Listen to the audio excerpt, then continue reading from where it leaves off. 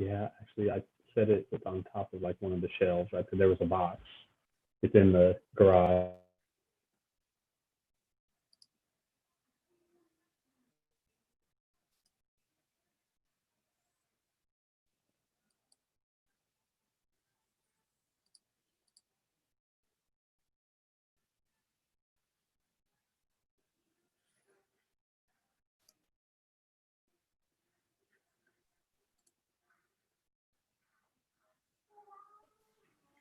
All righty, looks like we are live. Good afternoon, everyone. Happy Tuesday to you.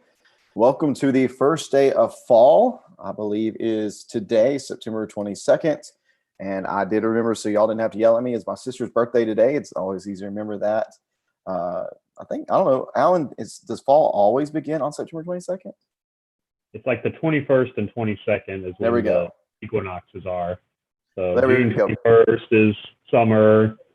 March 21st or 22nd, somewhere in there, is beginning of spring, official beginning of spring. But Well, usually, it hit it right on the dot because as I was telling my wife earlier, got inside from running a few errands. It has just this little tinge of cool outside, because there's a difference between it just not being hot and then actually being cool.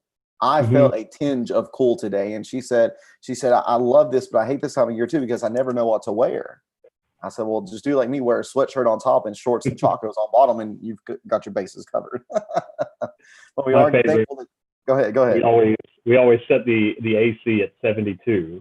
So when I wake up in the morning, if the temperature has gone below it, I know it's gotten pretty cold last night because Mm-hmm. the whole house has gone down. So that's always nice when I know that I only have to turn on the air for the day, or at least That's for a little while.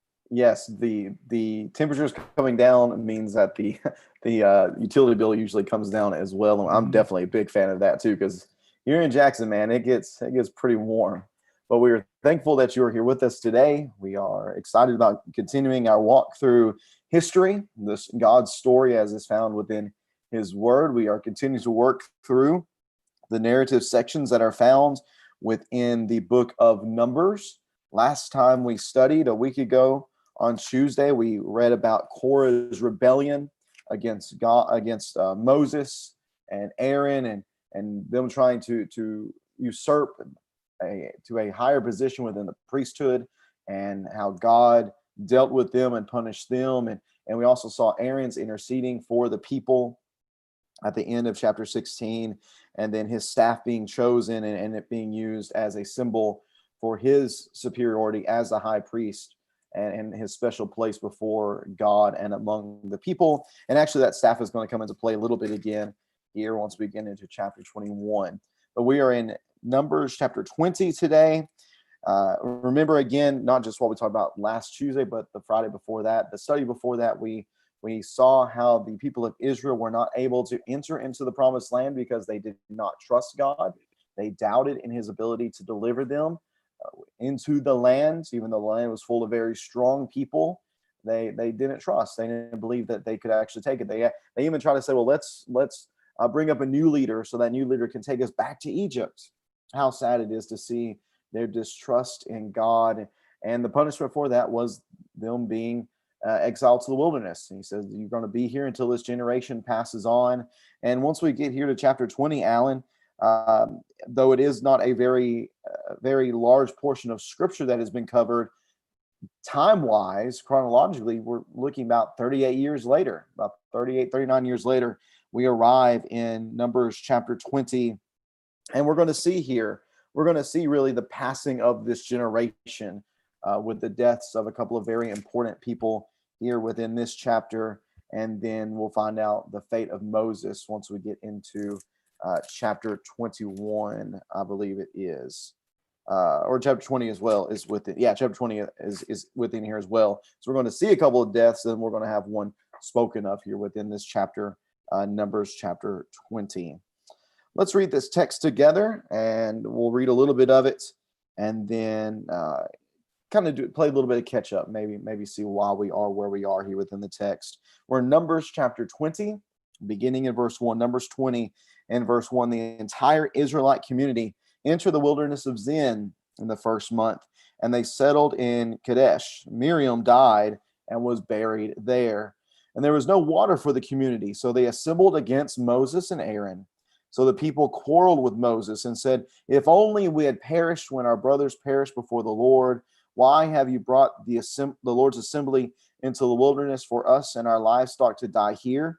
Why have you led us from Egypt to bring us to this evil place? It's not a place of grain, figs, vines, and pomegranates, and there is no water to drink." Then Moses and Aaron went from the presence of the assembly to the doorway of the tent of meeting. They fell face down, and the glory of the Lord appeared to them. And the Lord spoke to Moses, "Take the staff and assemble the community. You and your brother Aaron are to speak to the rock while they watch, and it will yield its water. You will bring out the water. You will bring out water for them from the rock and provide drink for the community and their livestock." So Moses took the staff from the Lord's presence, just as he had commanded him. Moses and Aaron summoned the assembly in front of the rock, and Moses said to them, "Listen, you rebels, must we bring water out of this rock for you?" Then Moses raised his hand and struck the rock twice with his staff, so that abundant water gushed out, and the community and their livestock drank. But the Lord said to Moses and Aaron, "Because you did not trust me to demonstrate my holiness in the sight of the Israelites, you will not bring this assembly into the land I have given them. These are the waters of Meribah, where the Israelites quarreled with the Lord, and he demonstrated his holiness to them." Alan, as we have made mention time and time again, these are a people who have a very distinct nature, and their nature seems that they're never satisfied, and they never allow the situation to truly be seen as understood within their minds that God is in control. And they never really seem to see this. They always seem to understand themselves as lacking something or being in a difficult position, being in a position where they might not be if they had not left Egypt, as silly as that might seem. Here, their issue again is water. They don't have water in verse number 2, although let's remind ourselves why they're even here in the wilderness. Well, it's because they were not able to enter the promised land because of a lack of trust and faith. Yet here they're complaining about water again, Alan, and the Lord, as he has always done whenever they complain, whenever they act like their needs are not being met, God shows his all-sufficiency in supplying their needs. And this probably seems pretty familiar to us. This seems like a very similar scene to what I've seen back in Exodus chapter 17, I believe it is. And yet the ending's not so great for Moses and Aaron, is it, Alan? Why don't you give us some insight into what we see here within this text? Really, let's be honest, a sad text here, considering how much Moses has gone through with these people, and then to see things in this way, I'll be honest, it's difficult to read. You mentioned Exodus 17. There are a ton of comparisons and similarities between those, to the point where you're wondering, is this just a retelling of the same story? It mentions the waters of Meribah just like it does back in chapter 17, but I tend to see this as two different occasions, and they just happen to name, because they're so similar, they happen to name it the same place. So I mean, I'd it's agree with that. fine to have Right. Meribah in two different locations. I mean, that's okay, because the same thing happened in both. Just like, there's a Jackson, Tennessee, there's a Jackson, Mississippi. It's that's not uncommon. So just because of that name, I don't think that's the only reason to assume this is a retelling. And the similarities are, like you said, are kind of sad, because so much time has passed. I mean, 38 years later, 38 years of wandering, but also 38 years of, God giving them water whenever they needed it. I mean, as far as we know, no one died of thirst during that entire time. We know later on it talks about their sandals never wore out, and they always had manna and quail. I mean, they survived this. Those that didn't die of just natural causes. So this wasn't just a rabble just, wandering aimlessly in the desert and just, barely making it. I mean, I think they clearly prosper here, apart from the fact that God was wiping out a generation slowly but surely. And then that kind of brings to the next point. I mean, which generation are we talking about here?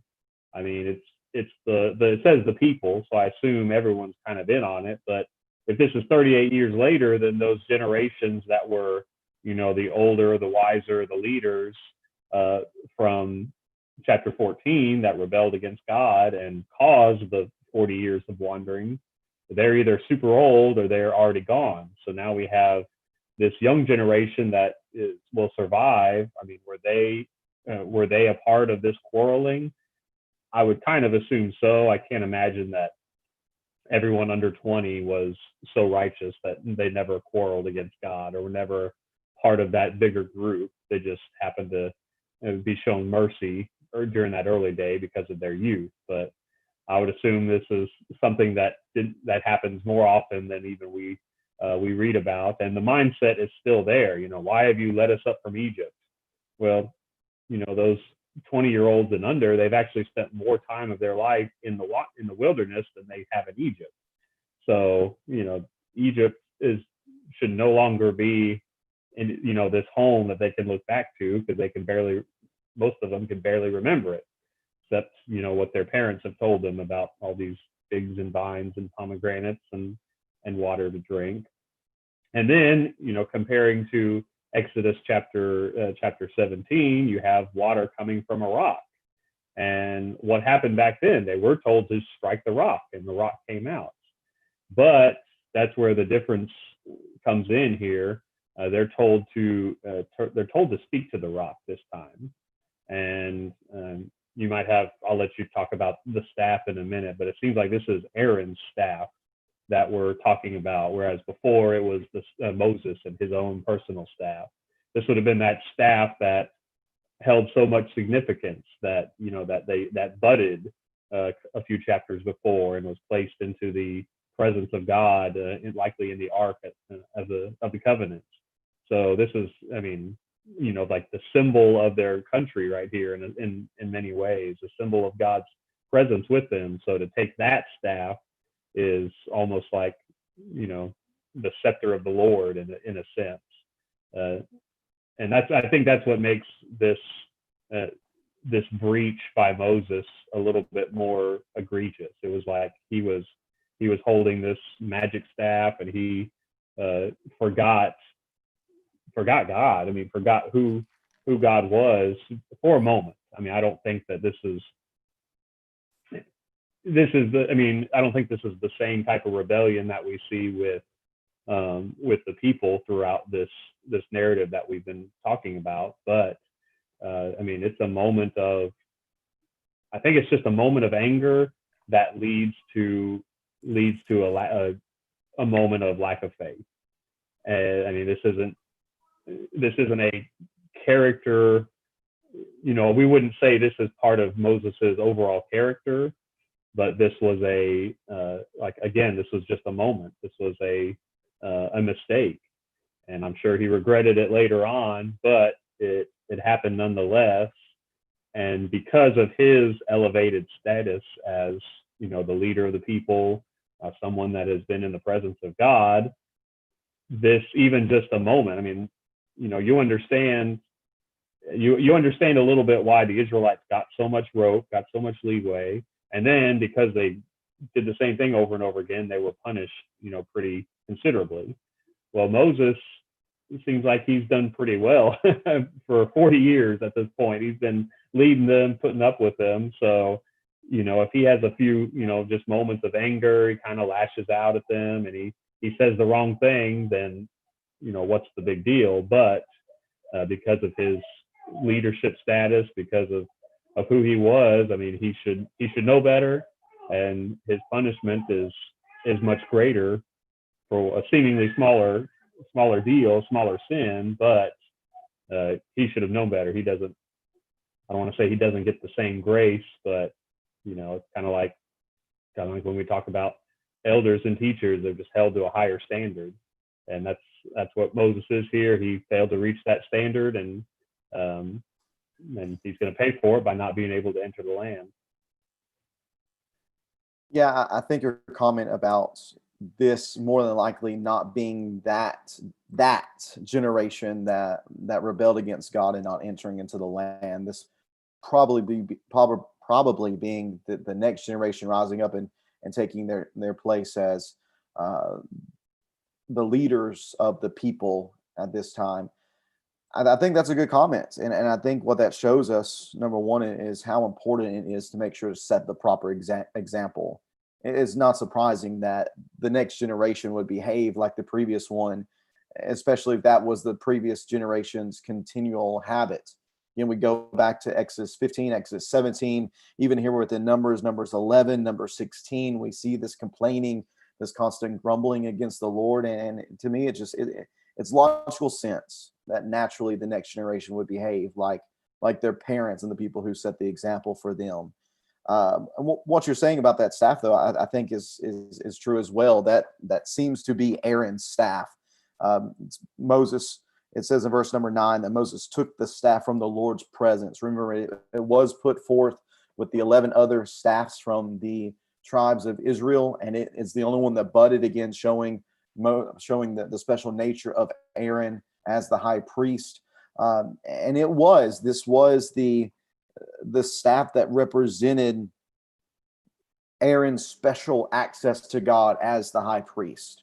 And it was to be put forth to show, because of this relationship that I have with Aaron, and by extension Moses as his brother and as the leader of Israel, because of this relationship God says that I have with Aaron, I'm going to show you that I can continue to provide for you. And all it takes is speaking.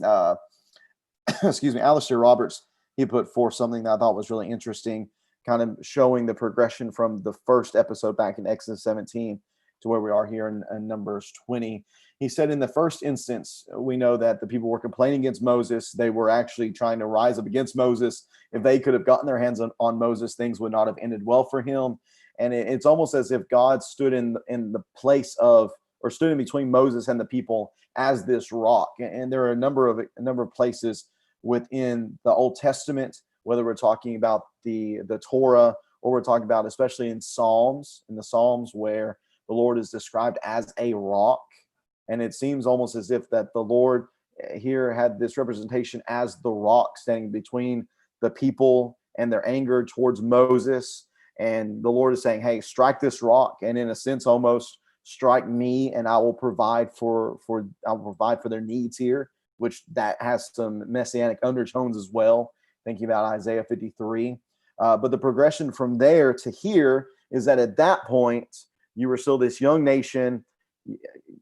The relationship really wasn't there. The understanding wasn't there. So I'm going to take one for the team almost basically here.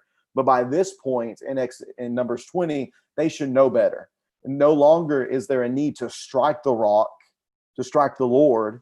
All that needs to happen now is a request of God, that you petition God for the needs that you might have. So there's that progression really in the relationship between the people and God, it being not so great in its infancy. And now it should be at a better place where all they need to do is petition God for their needs to be fulfilled.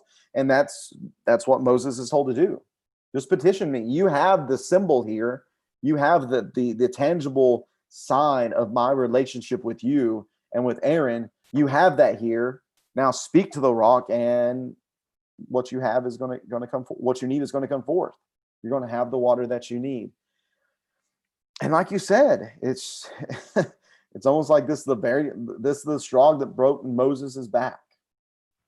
Here there is anger, and if you look in a number of other places, Deuteronomy 3, Deuteronomy 32, Psalm 106, Numbers 27, all of those four texts all reference back here to what took place in this occasion between Moses and his failures. There's anger that's mentioned there. There's a lack of trust that's mentioned. There's a lack of belief that's mentioned. There's a lack of faithfulness that's mentioned.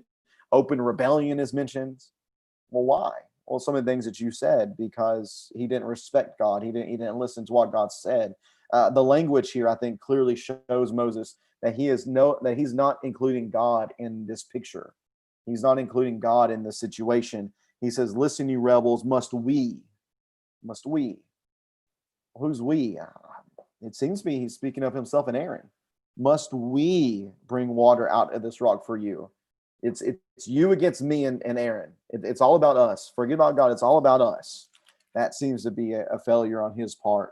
And then the striking of the rock, not just once, But he hits it twice for a good measure because he's just so upset, it seems, that he does that. And then God calls him on it. You didn't trust me. You didn't trust me. And I know you didn't trust me because you didn't do what I said. And that's the connection, Alan, and I think is so important for us to understand, that the connection between trust, belief, faith in God, and obedience. That all of those things are tied together. You cannot say that you believe in God, that you trust in God, that you have faith in God if you're not willing to obey God. You can't say that. Obedience goes hand in hand with these things. It is the proof that those things are true within ourselves. And God says here, you didn't trust me, and you did not demonstrate my holiness. You did not demonstrate the reverence that is due me as God. And because of that, he was not going to be able to enter into the land. And like you said, the waters of Meribah,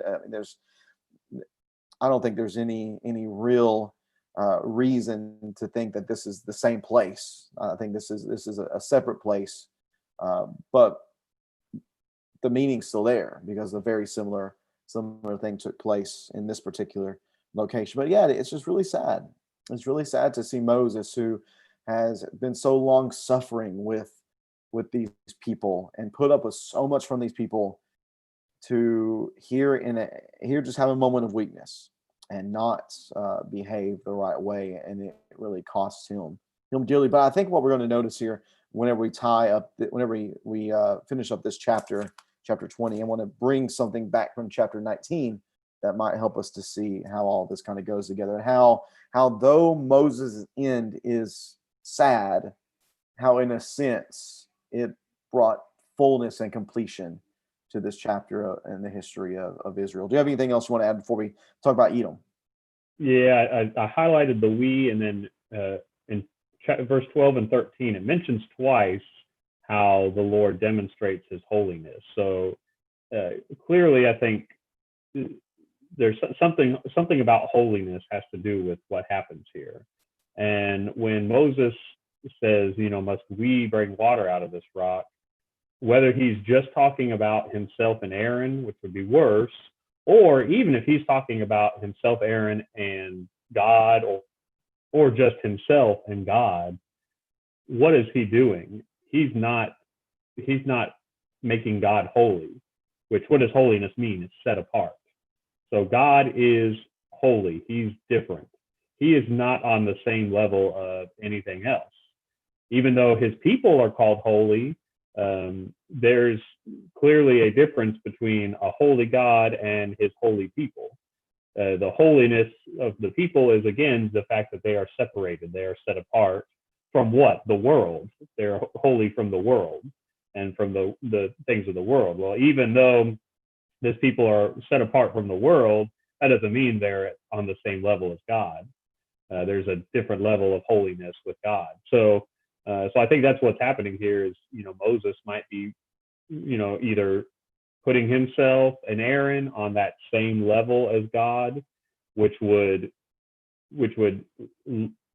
basically negate God's holiness, because then he would, by saying that, he is the same as Moses and Aaron, who are clearly both sinners, and Aaron even more so, just from what we know. But I mean, Moses is a murderer. He's done terrible things. He's not perfect either. So putting themselves on that plane with God, I think, is what the main issue is here. And I mean, that takes me back to how this Korah and his rabble, said, are not all the people, holy before God? They were putting themselves on the same level of Moses. They were, again, trying to raise their station to a higher level, which is, we've been talking about that for 40 classes now since the very beginning. So yeah. People just doing that over and over again. So that's kind of what I saw was going on here, was the main issue with Moses just setting himself up as, and I don't know that this is quite the same as Korah. Moses sat there and thought, oh, I'm the same as God. I think this was more the kind of a wrong attitude that was kind of festering in him. And, if God told him about it, he would probably repent, or either deny it or repent that he felt that way. But there was a little part of him that had that feeling, and it just happened to come out with his words at this point. So not the same as the rebellion of Korah, but still, I mean, a punishable offense. Right, and it just goes to show the importance of always being of sober mind, meaning not allowing emotions or hard feelings to cloud our judgment so that we behave in an improper way. Anger is one of the easiest things that can cause our thinking to become distorted, and especially if that's anger that is mixed together with uh, some sort of grievance that we've been holding on to, a grudge of some sort. That's just never going to end well. We have to try to be in control of our emotions, to not allow feelings to dictate our actions, because if those feelings are not right, then more than likely the actions that come from them are not going to be right as well. And we have that happening to Moses here within this instance. As we continue on in this narrative, we're going to read next that Moses, though he's not going to enter into the land, he's not relieved of his duties, continuing to lead the people. He continues to do so, beginning verse 14, that he sent messengers from Kadesh to the king of Edom. And this is your brother Israel. Alan, I'm sure you'll speak to that in just a second. This is what your brother Israel says. You know all the hardships that have overtaken us. Our fathers went down to Egypt, and we lived in Egypt many years, but the Egyptians treated us and our fathers badly. Then we cried out to the Lord. He heard our plea and sent an angel, and he brought us out of Egypt. Now look, we are in Kadesh, a city on the border of your territory. Please let us travel through your lands. We won't travel through any field or vineyard or drink any well water. We will travel the king's highway. We won't turn to the right or the left until we have traveled through your territory. But Edom answered him, you will not travel through our land, or we will come out and confront you with the sword. We will go on. And then Israel responds, well, we will go on the main road. And if our herds drink your water, we will pay its price. There will be no problem. Only let us travel through on foot. And yet Edom insisted, you may not travel through.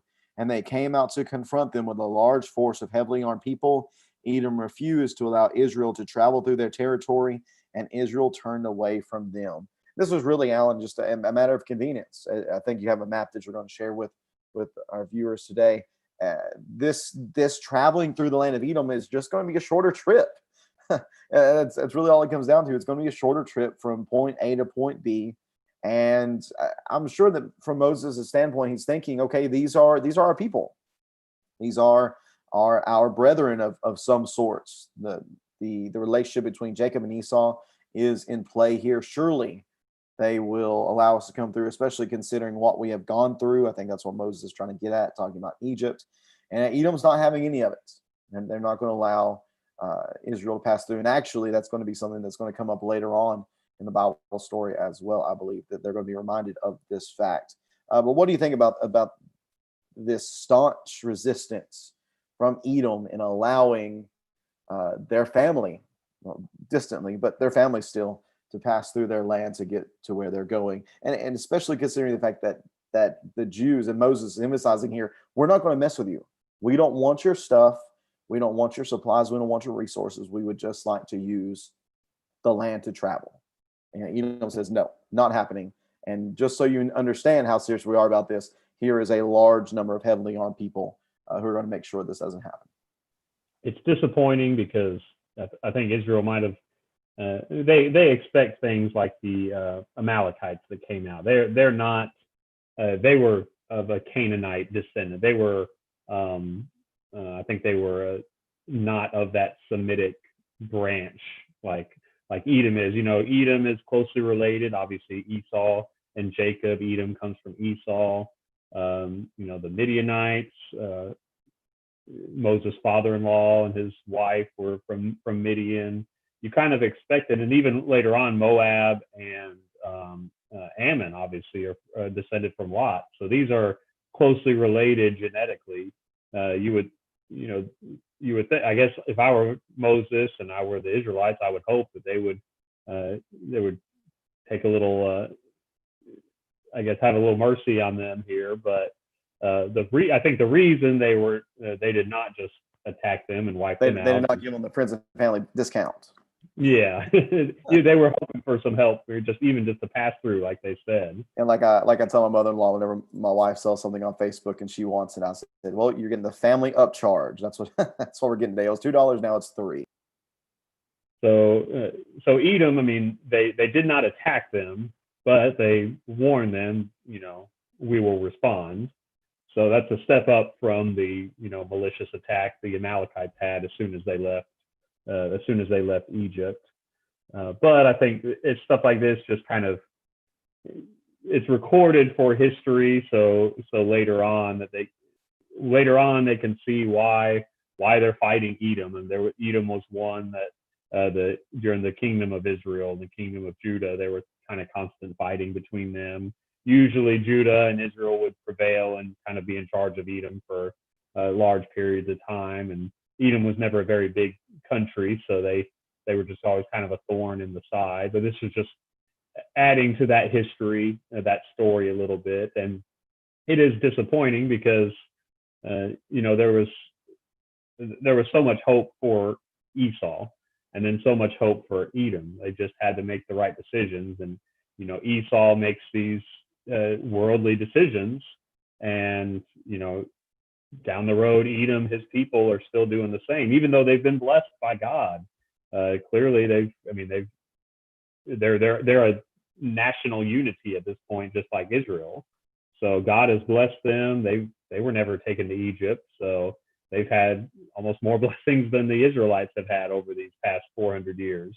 They've grown in I guess relative peace compared to where the Israelites were, but because they were still hard-hearted toward God's people, they will see punishment down the road. Whereas when people like the Kenites and the Midianites, that they help God's people in some way, or they show kindness to them, then that nation is usually blessed a lot more than Edom will be. So this is kind of their chance to right some of the wrongs of the past, and they didn't get to do that. And now later on, this is generations later during the kingdom period, there's going to be more strife between these two, but they are I think the Lord is still showing them mercy just because of their close relation to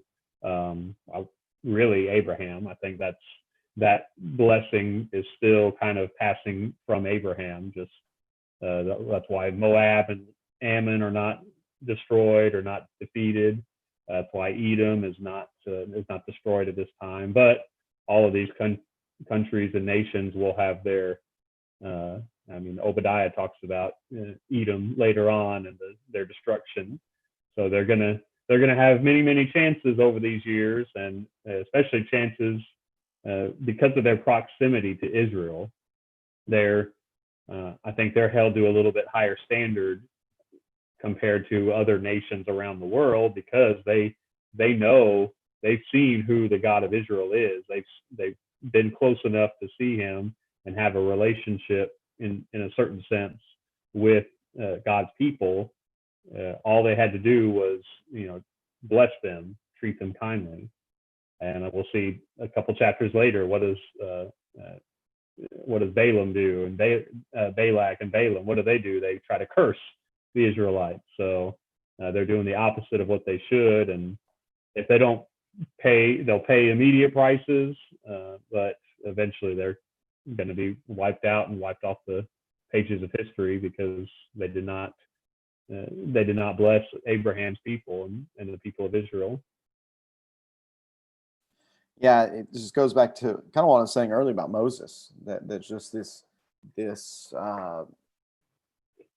bad feelings that just been building up over time, because of the mistreatment that he had felt from the Israelites. It spills over in this moment, and he is punished because of it. And here it seems like Edom has this grudge, that they remember that they were the firstborn, they were of the firstborn of Esau. They should have received the blessing. They should have received the inheritance, and yet they didn't. Jacob did. I could just imagine hearing the stories that were told. This is a very orally given people as far as tradition goes, culture at that time. So many things were passed down orally.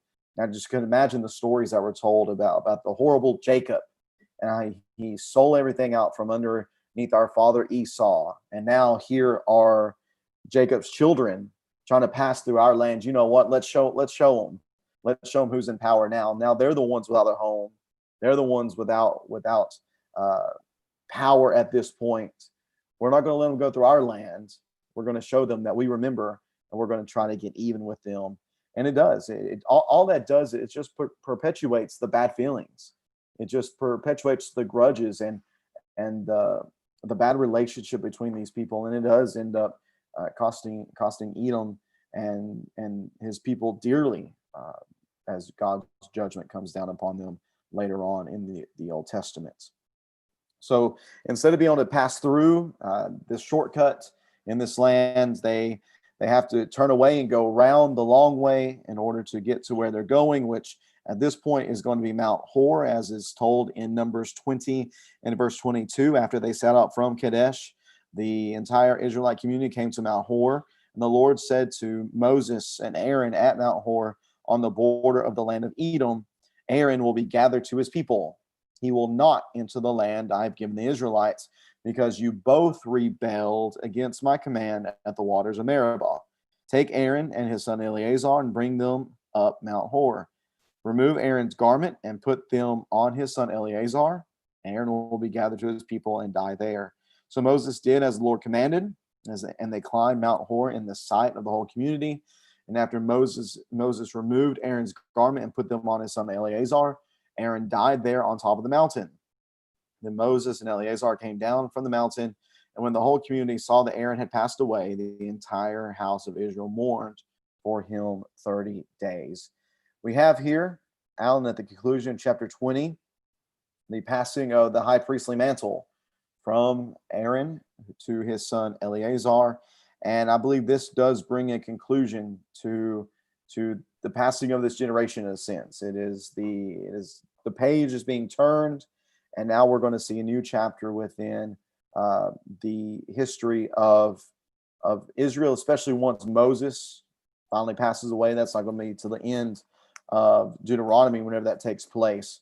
But here it's just one of the last remaining remnants is around. Now it's passed, and now we're beginning to move forward here. The significance within this text, I would say, would just be the passing of the robes, the garments that are here within the text. And then, Alan, do you have any thoughts just about how this is kind of weird to me? It's like Moses, it's like the Lord is saying, hey, Aaron, because we're not given any sort of indication here that Aaron's sick or that Aaron is just at the point of death. It's just the Lord saying, all right, Aaron, that's it. Your time's done. Time for you to move on out of the way. And here is Eleazar ready to take your place. What do you think about that? To me, it just seems a little strange. Well, of course, you got to remember, how old is Moses when he, we're kind of given some timestamps with Moses. He was 40 years in Egypt and 40 years in Midian, and then about 40 years wandering with the people of Israel before he died. So about 120 when he died. Well, Aaron and Miriam too were older than him, and they made it to right here at the end. So they're 120 plus, both of them here. So well past the normal age for this time period. This is really the last, as far as I know, the last people that lived past 100 that are recorded in the text. It was common back in the Genesis day, but this is 400 years later, so this is a very significant amount of years. So, but yeah, I agree. There's no indication that he was sick or anything. I think this is just. I would assume that Miriam's death, Aaron's death, right here at the end before they enter is to kind of prove a point. They were, if not complicit with the rebellion at Kadesh Barnea with the 10 spies, they were, and Moses too. I mean, all three of them were representatives of the people. And even though, even though they were not the ones sinning there, um, kind of like the captain of the ship, he goes down with the ship too.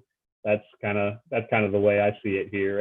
And just the passing of the mantle, passing of the torch, wiping the slate clean. I mean, Aaron and Miriam are associated with the negative parts of that journey, rebellion on their part, you know, Exodus 32 and the golden calf. That was a low point for Aaron too. So the the generation that goes into the Holy Lands needs to be holy. I think holy in a sense, and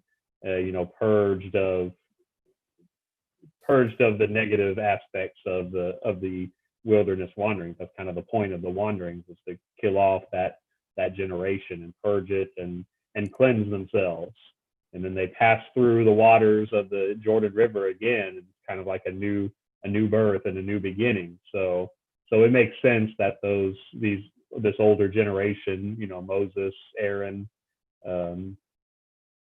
would all, pass that torch down to the next one, Joshua. Here we have Eleazar, the priest. They are going to be the new ones that go through. There's not really any negative stories about Joshua or Eleazar, so we can say this is kind of a clean, a pure generation coming in, hopefully at this point, to the new land. Yeah, I mentioned earlier that chapter 19, and I guess 18, and to an extent, we're focusing on the narrative portions of the story of the Old Testament scriptures and just the Bible as a whole. But these little these chapters where these descriptions are given, where the ceremonial rituals are given, where the ceremonial instructions are given, and where almost seemingly random facts are given, they do play a part within the story. And I think we see that here. Chapter 18 seems to tie in really strongly with chapter 17, because Aaron is the one that is established as having a prominent place among the people as the high priest. And then chapter 18 talks about the priesthood and the provisions that are given for the priesthood. And then we get into chapter 19, and we have this very strange ritual that is given, this purification ritual of the red cow, or the red heifer, this unblemished red heifer. And it was given for any person. Chapter 19 and verse 11, the person who touches any human corpse will be unclean for 7 days. So there's this ritual of this red cow being offered for the cleansing of the people, of a person, if they are made unclean. And what do we have here in chapter 20? Well, we have someone here dying. Miriam dies in the opening few verses. And then Aaron's going to die in the closing few verses. Sandwiched in between there is the Lord saying that Moses is going to die in the wilderness as well.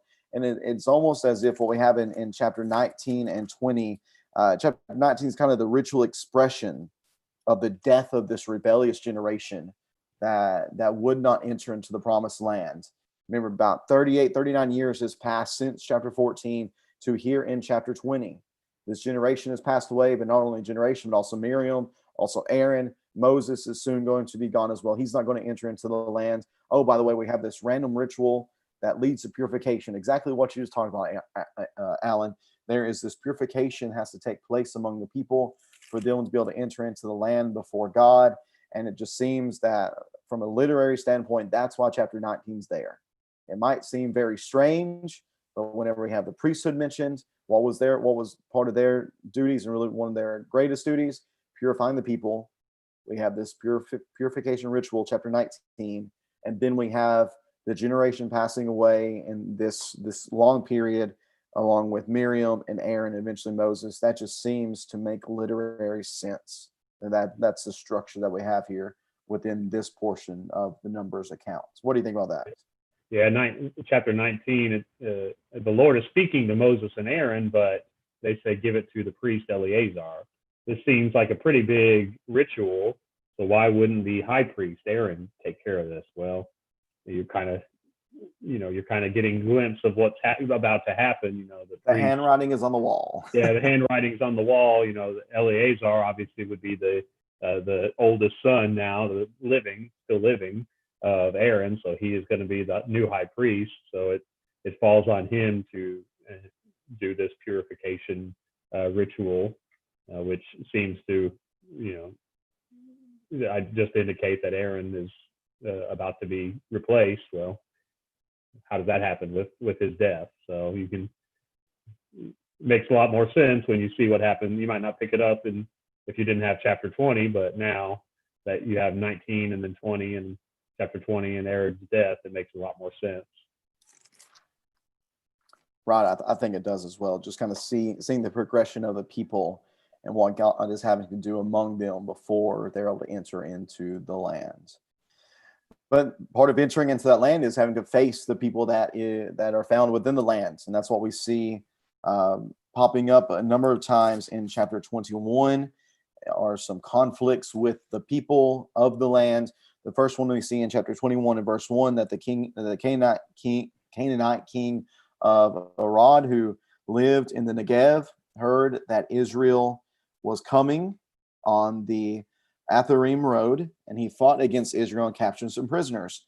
Then Israel made a vow to the Lord: if you will hand this people over to us, we will completely destroy their cities. The Lord listened to Israel's request and handed the Canaanites over to them, and Israel completely destroyed them and their cities. So they named the place Hormah. Alan, this is a good instance. This is, I think, a good story that shows that Israel is at least somewhat learning what is going to be necessary whenever it comes to dealing with the people of the land. We find them in verse number 2 going directly to the Lord, making a vow with the Lord, calling on him for his help. And I think this is a step in the right direction. And you would hope that this is where you would hope that this signifies kind of the projected path that they're going to take from this point forward. Yeah, and this one emphasis is on that. These are Canaanite. This is a Canaanite king, so very different from the people of Edom or Moab or Ammon. These are not, close relatives. These are the wicked Canaanites that are part of the group that's about to be displaced in Israel. So this is. And, correct me if I'm wrong here, but would this not be right around the same place that they tried to go? They tried to go up in chapter 14 after they had been rejected from going to the land because their lack of trust and disbelief in God. That they tried to go up in about this same area, and they were swiftly defeated by the Canaanites. And now it seems they returned to this place. I'm looking at a little map I have in my Bible. It's right around the same area, not exactly. Hormah was a little bit south of this particular place of Arad, but still general locations about the same. In that instance, they try to go up without Moses. They try to go up without the ark of the Lord.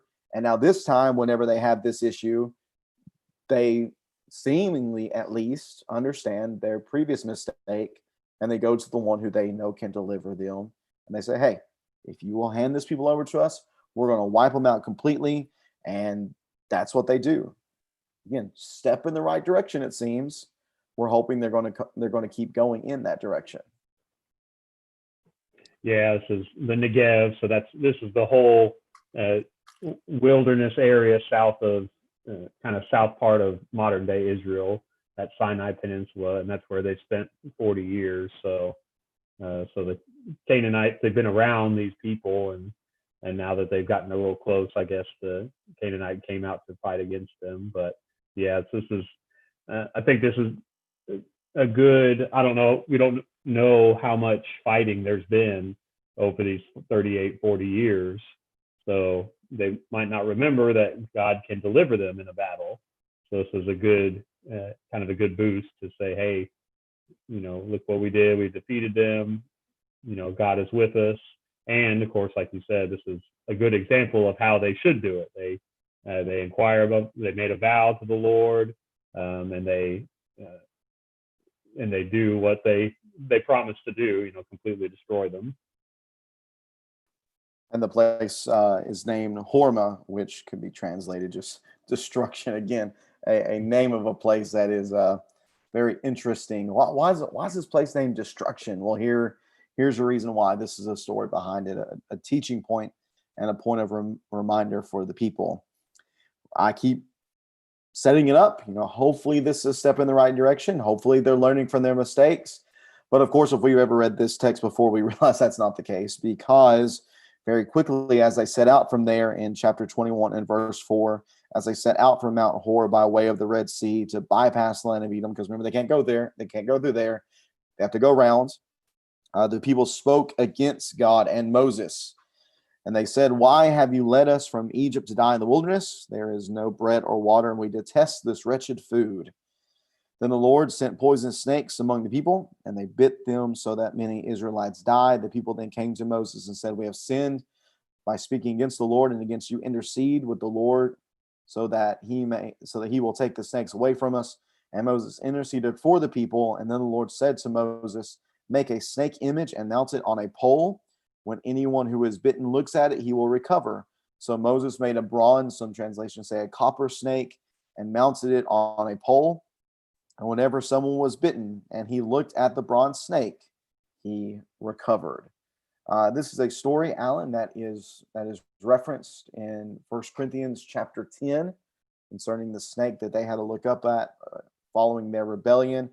And it's just another instance. We're hoping they're taking a step in the right direction concerning their faithfulness to God, their trust in him. They turn to him whenever they see that they need help at the beginning of chapter 21, but right away they turn around and they do as they did in chapter 20, do as they did in chapter 16, do as they did, I think it was chapter 11. Yeah, chapter 11, same as they did in Exodus 15, 17. They complained again. And the Lord says, "All right, you're going to do this. I'm going to punish you for it." He does that. And it is just another instance in the cycle of their rebellion. They're punished. They turn back. They're delivered, which, oh, by the way, is the exact cycle that we're going to see once they get into the promised land, specifically whenever we get to the story of the judges. There's rebellion, there's punishment, cry out for help, deliverance, now repeat. Here is just this instance within the cycle of the mindset and the character and the nature of this people. This one is a little bit different, I think, than the previous ones. I think of the plague after the rebellion of Korah that was going through. And what did Aaron do? He put some incense on, and he ran and he stood between the dead and the living and interceded for the people. The people didn't do anything there. They were completely reliant on either Moses interceding for them, like the Lord was going to wipe them out time and time again. Exodus 32, Numbers chapter 14, God said, "Back away, let me just wipe them all out and I'll start over with you." Well, Moses interceded for them. The people had no part in any of that. They were just lucky to have a great mediator like Moses or like Aaron to put himself between the dead and the living. Well, this one's a little bit different. Yes, it says Moses interceded with them, but there's a part for the people to play here, and if they want to be freed from this plague, if they want to live and not die, they have to do something. Pretty simple. You look at this snake on a pole. Just kind of an aside, our modern mindset, because we've read, we have a negative view of snakes. They would not have that same view yet, because our negative view is based on Genesis chapter 3, and Satan coming in the form of a snake and causing sin to come into the world. So we have read that, and that's changed our view of how snakes are in modern times. At this point, they did not have that same negative view of snakes. They actually had a very positive view of snakes. Snakes represented healing, and because of, you think about it, they would shed their skin and out would come like a new snake, basically. That's kind of, so they saw like a regeneration of coming out of a snake. Those mindset. It was if you actually look at the symbol of like doctors and medical whatever. What is it? It's a snake like wrapped around a pole. Well, why is that? Because back then the ancients here, they didn't have that same view that we've kind of, snakes have a worse rep now. So this makes a lot more sense in this context than it would, why would we look at a snake today? That would scare us. We don't like snakes. But to them, this makes a lot more sense that they would find healing by looking at this snake. But getting back to the point is they have to do something. And I think this is an interesting transition from the reliance on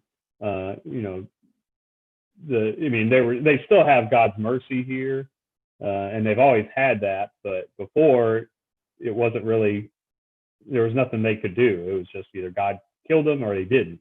Well, now they have a task to do here. There's an act of faith that has to come from looking on this pole, and again, what is that faith? Knowing that God said, if you look at this, then you'll recover. So if you believe that, then you'll look at it and you will recover. So that belief, that faith is crucial here, and that's why Jesus references this in John chapter 4, or is it John 3? John 3 or 4, because this is more of how Jesus' mediation will be and his intercession will be. He is going to, just like Aaron, he's going to stand between the living and the dead when he's, put up on a pole or put up on a cross. And he is going to intercede for the people, often like Moses does, and keep them from being destroyed by God. And he is going to be that perfect mediator, but we have a part to play. We have to look on that pole, look on that thing that was given by God, in this case, this snake image, in the case of Christ, his only son, placed on a cross. If we need to look on that, believe on that, and that's how we can be saved. So kind of an interesting transition that from before to how salvation will continue to evolve and be, especially coming with the New Testament. Right. Yeah, you're referencing John chapter 3 is the language that Jesus uses here, just as Moses, John 3 and verse 14, just as Moses lifted up the snake in the wilderness, so the Son of Man must be lifted up, so that everyone who believes in him may have eternal life. Yeah, I never thought about that, Alan, about the medical symbol. One of the first things, whenever you look up on the U.S. National Library of Medicine, and you look at this particular symbol, they actually mention here the biblical story of Moses and putting the snake on the pole for them to look up. Yeah, that's great information. I did not know that, and there's actually some stuff here that I just learned recently in a class about some of the Greek mythology, which also plays into this. The rod of Asclepius, which is a very ancient medical theory, I guess, and it ties back into one of the revered Greek gods of healing. Yeah, that's really cool. And yet, that what you're talking about, the messianic parallel of the need to look up and to do as God has designated. So we have today, we look up to the one who's been lifted up for us, which is Jesus. And we have to believe on him in order to find that healing and that restoration. And whenever they did it, they recovered. Those who were willing to look up upon the snake, it says he recovered. As God had promised, God delivers. And that has been his continued shows his continued faithfulness to this people, even though they unfortunately continue to rebel and reject him time and time again. From there, it says in verse number 10 of Numbers 21 that the Israelites set out and camped at Oboth, and they set out from Oboth and camped at Eabarium in the wilderness that borders Moab on the east. And from there, they went and camped at the Zered Valley. They set out from there and camped on the other side of the Arnon River in the wilderness that extends from the Amorite border, because the Arnon was the Moabite border between Moab and the Amorites. Therefore, it is stated in the book of the Lord's Wars, Waheb and Suphah, and the ravines of the Arnon, even the slopes of the ravines, they extend to the site of Ar and lie among the border of Moab. Verse 16 says that from there they went to Beer, the well the Lord told Moses about. He said, gather the people so I may give them water. And the Israelites sang this song, spring up, well, sing to it. The princes dug the well, and the nobles of the people hollowed it out with a scepter and with their staffs. And they went from the wilderness to Madhana, and from Madhana to Nahaliel, and from Nahaliel to Bamoth, and from Bamoth to the valley and the territory of Moab near the Pisgah highlands that overlooked the wasteland. So this is just a journey that they're taking at this point. But probably, if you're like me and Alan as well, the most interesting thing probably within this is the mentioning of the book of the Lord's Wars, mentioning in the Bible of another literary work, something that we don't have. Alan, did you find anything in your study that you might want to bring up about this book of the Lord's Wars, or anything you think that we can take away from it being mentioned here within the text? I didn't get a chance to do my deep dive into that one, but that is definitely one book that I wish made it into the Bible. But oh, it would be so cool. I mean, the wars of the. I mean, we already see a bunch of them, but that's kind of interesting that they would be there. But it's you'll see this actually mentioned, not this specific one, but you'll see, especially throughout Kings and Chronicles, at the end of a king's reign, it would say, is he not also mentioned in the book of the Chronicles of the Kings of Israel, or the book of, such and such or something? Well, this helps us to understand exactly kind of what the Bible is and how it was, how it came to be. This isn't just, we know this isn't just one person just sitting down and writing. There's multiple authors, and even certain books, might have had multiple authors. There's compilations. There might have been stuff added in.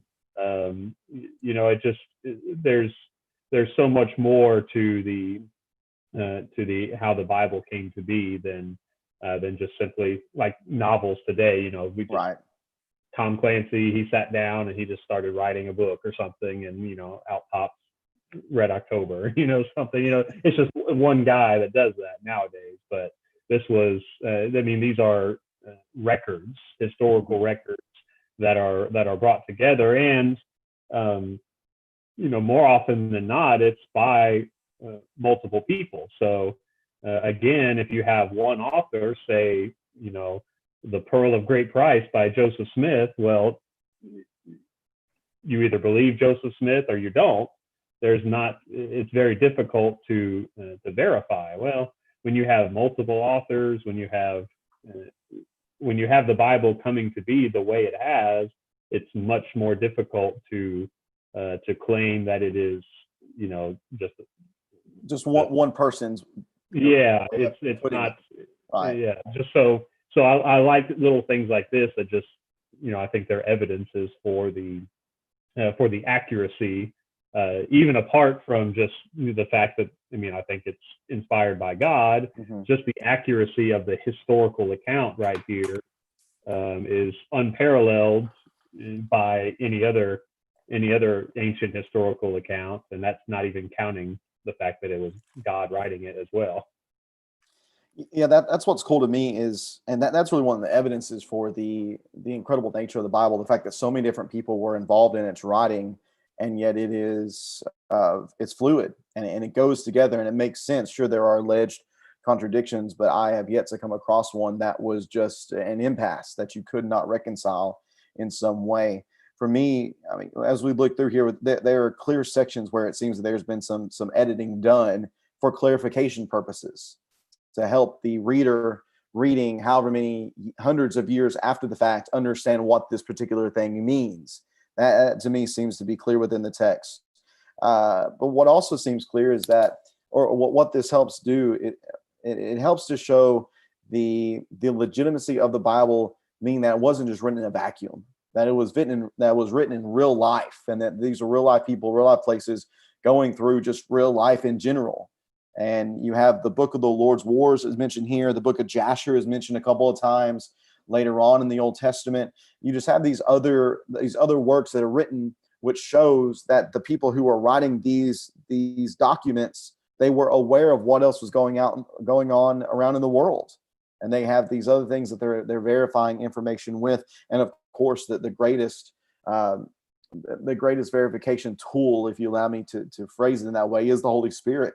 The Holy Spirit guiding them and protecting them from error and leading them into the accurate truth and knowledge of what was going on at that time. That to me is just really cool to look at and to try to see how these different things work together and how all of it does work together and how it works together so well. You have anything else, Alan, you want to, before we finish out this chapter? I'll put up the map here. It helps. All right, there we go. Yeah. This is when great. You're reading it through, where just to kind of focus on where we're at now. If you notice the Dead Sea and there's the Jordan River, so we're on the part of, we would say, the other side of the Jordan. So we're on the eastern side of the Jordan now, and really if you think about it, the conquering of the land is beginning, because these lands will be given over to some of the tribes. Reuben, Gad, and the half tribe of Manasseh will eventually settle on this side of the Jordan. But it's interesting, in this chapter we're talking about King Sihon, and these are actually Amorite kings. So it's we're not attacking Ammon, we're not attacking Moab.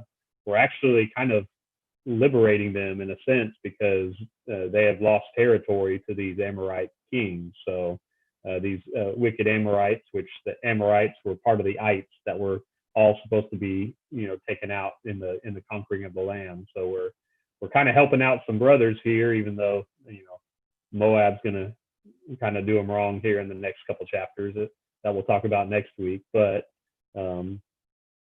it's good to have kind of a map here, and obviously some of these cities and names and places are not 100% well known, but definitely the rivers are easy to find for sure.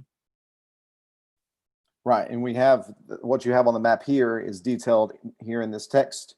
Finishing up chapter 21, begin reading in verse 21. You can just kind of follow along if you're watching along with us this afternoon. Follow along on the map as you hear these different places mentioned. Chapter 21 verse 21 says that Israel sent messengers to say to King Sihon of the Amorites, "Let us travel through your land. We won't go into the fields or the vineyards. We won't drink any well water," which is the same thing that they offered to the people of Edom.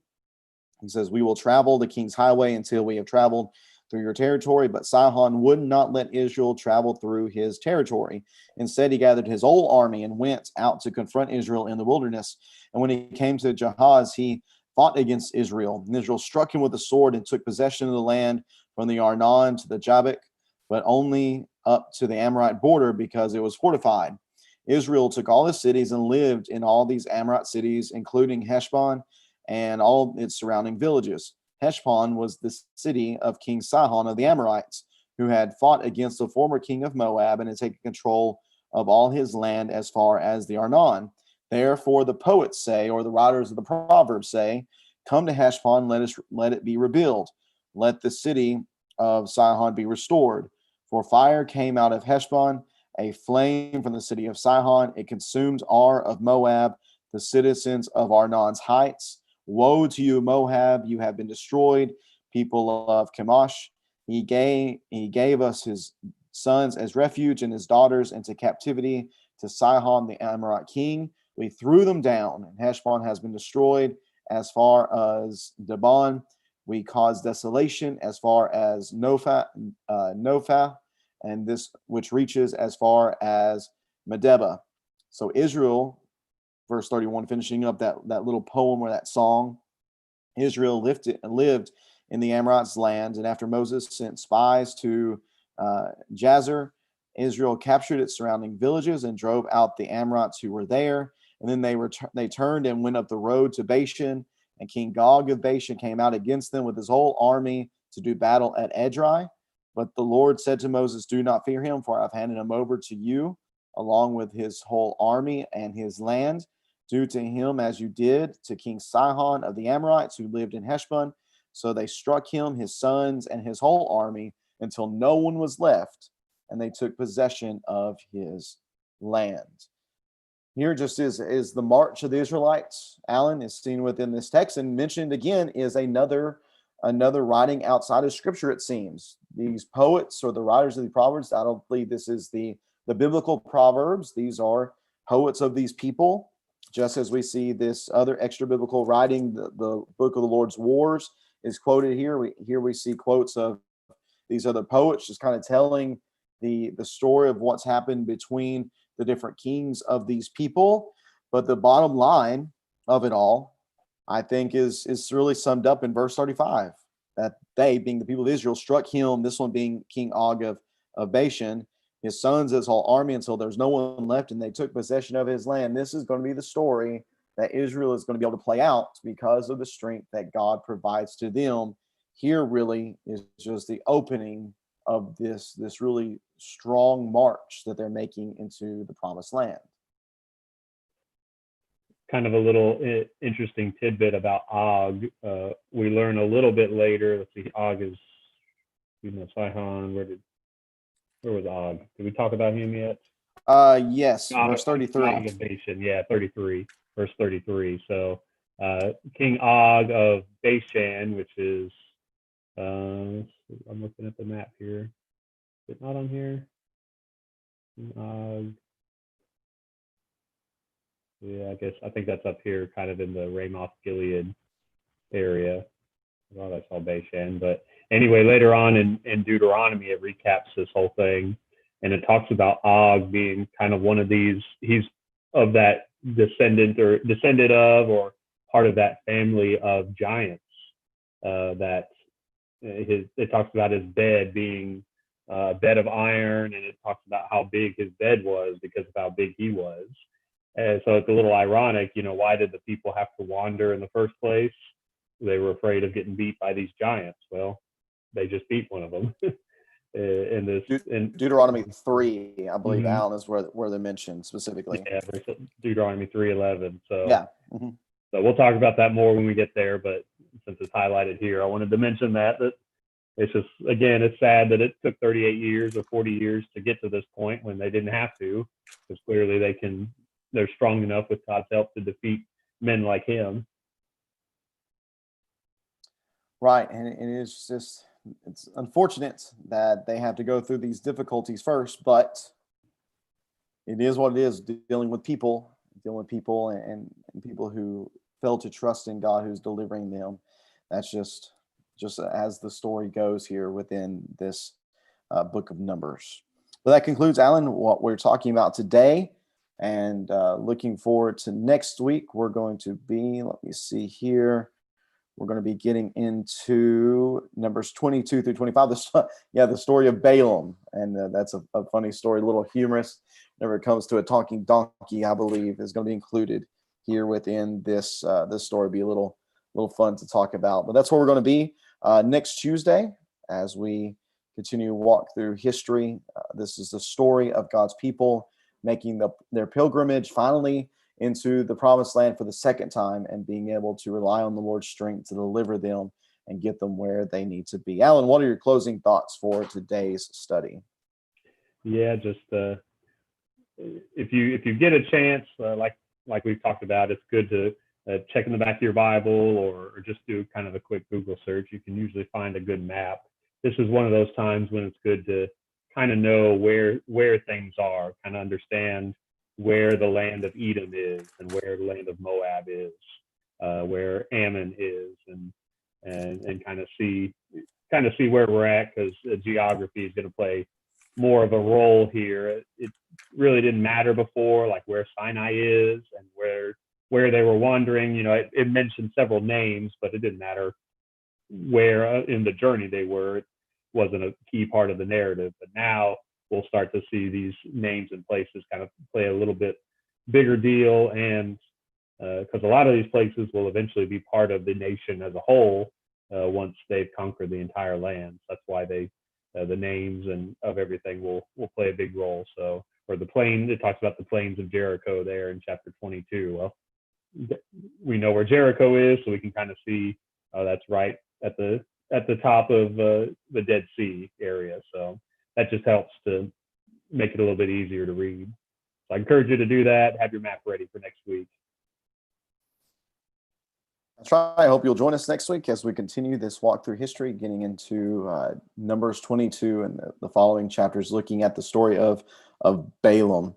Hope that you can join us for that. Thank you so much for being with us this afternoon. May God bless you as you continue to seek to serve Him and all that you do. If we can help you with anything at the Pleasant Plains Church, please feel free to reach out to us on our Facebook page or go to our website, the armorofgodonline.com, or you can search us on Google, Pleasant Plains Church of Christ in Jackson, Tennessee. We should pop up pretty easily there.